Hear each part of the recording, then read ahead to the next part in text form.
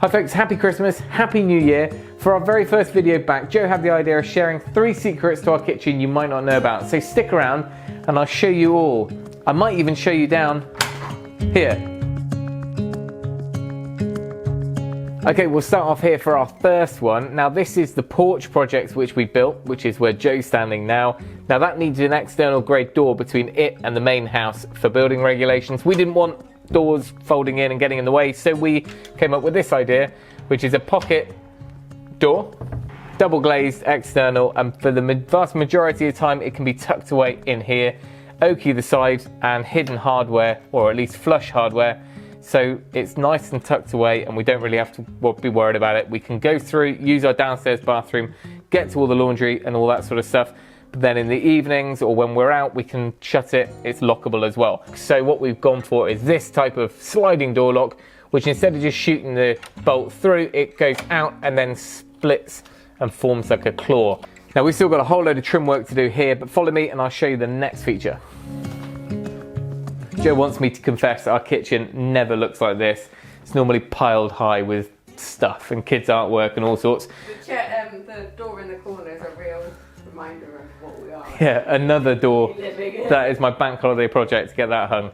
So ignoring all that, this is our next secret part to the kitchen, and it's not so much a secret because it's not hidden in any way, but it takes a second glance to realise that these are actually floating. So I didn't want a pillar here. We'd knocked through between the kitchen and what was our dining room, and it's now like a playroom. But of course, when you take down walls, you lose hanging space, you lose cabinet space as well. So this is what I came up with. So inside this framework is a welded box section of steel that's bolted up into the RSJ, down into the floor as well. So it's kind of like if you imagine a flag shape, and then it's created this really solid sort of floating peninsula, you might call it. And on the back side here, you've got picture frames and a wall for that room. We've got a blackboard on the end to cap it all, and then we've got just normal kitchen storage for all that stuff. Right, on to the next one. Now this secret feature was put in the very first year that we moved here when we built the kitchen, and it's still one of my favorites. So let's have a look. So when we moved here, this was quite a small dark hallway at the back here to the back door. There were floor to ceiling doors and a full height door here to go down. And then on this side, there was a wall, which was a non-supporting wall. We took that down to open it up. That led me to cut the original door into half, made paneling to go along this wall, and I continued that over the door. Same thing with the skirting board at the bottom, just put a scarf joint on there. So it's fairly seamless, and that hinges in, and you can obviously see down there how that skirting board works out. Now it's all a little bit tired and needs a bit of decoration, but you get the general idea. One improvement I want to make is I'm going to put some gas struts on here. I've got them, I just need to fit them, and that'll hold this a little bit higher. Now unless you know about this one, you wouldn't really spot it, so it's definitely a secret feature to our kitchen, but let me show you what it's hiding. Now what it actually leads to down here is a future project, but let's head on down and I'll show you what we got. It's a little bit gloomy down here. I might have to grab a torch to show you some bits, but this is the original cellar of the house. I know I've mentioned doing a project down here in the past years ago, but I'm thinking 2021 seems like a pretty good year to build a man cave of some sort. So this I actually put on Instagram a few weeks back. I did a bit of a tidy up. But over here is basically the retaining wall for the part of the house on this side, which is, I guess, essentially like the foundations really. But up here I've just put some old tiles down. Now we've got chutneys and bits and bobs that are just cold store, and then some wines along the back. Some especially nice wine that a very kind subscriber sent before Christmas. Some bubbly, and then over in this corner we've, well, you can't really see, can you? But you'll have to take my word for it. Some wines in that corner are particularly fruity. They are some homebrew from the 70s and 80s. There's some more down here. I'm not feeling brave enough. Some of these, if you nudge them, they get a little bit lively and they fizz. So we're gonna have to carefully dismantle those bombs. Black currant 94. Tipexed it out, maybe he changed his mind. Anyway, that's homebrew corner.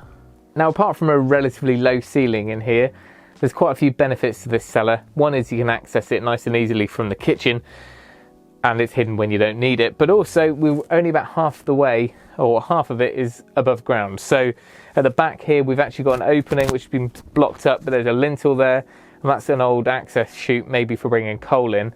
At some point, I'm thinking it wouldn't be that hard, and it wouldn't take any underpinning or too much structural work to put in a staircase back up outside, which would take you up to the patio. So we could have some sort of cool bar that you can come down from the patio and the pizza oven down into here, and maybe another secret entrance, perhaps some decking with a hidden join, something like that. Anyway, that's for another day.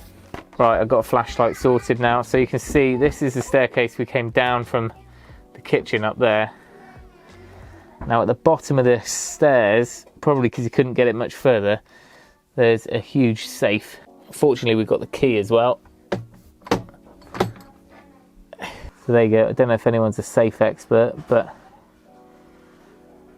what does it say? Milner's patent, fire resisting. All right, now we've got the flashlight. It'd be rude not to show you into Homebrew Corner. So there's this fruity stuff, and I'm pretty sure a mouse is in there. It's succumbed to its death by falling in. And they've had a good go at some of the corks, actually, it looks like, in the past. Elderberry, that's red currant. There's a few gooseberry wines, which from one New Year's Eve I seem to remember not being particularly pleasant. There's some sediment in that one that you could probably make a sandwich from.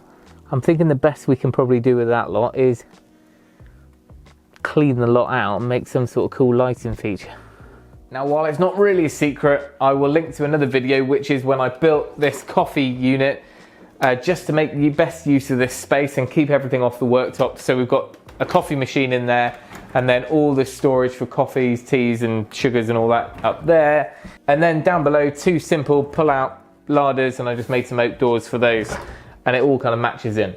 So there you go, there are 3 sneaky features to our kitchen. Let us know down below which one's your favourite out of those few. If you want to get back and see me doing all that, the old me with more hair and less kids, then you can head back and find that playlist, the kitchen renovation.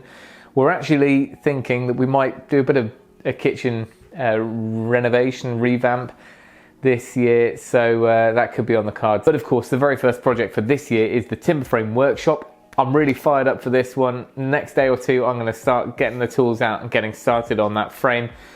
So make sure you subscribe, then you won't miss anything. Thanks for watching. Remember, if you can, do it yourself, and we'll see you next time.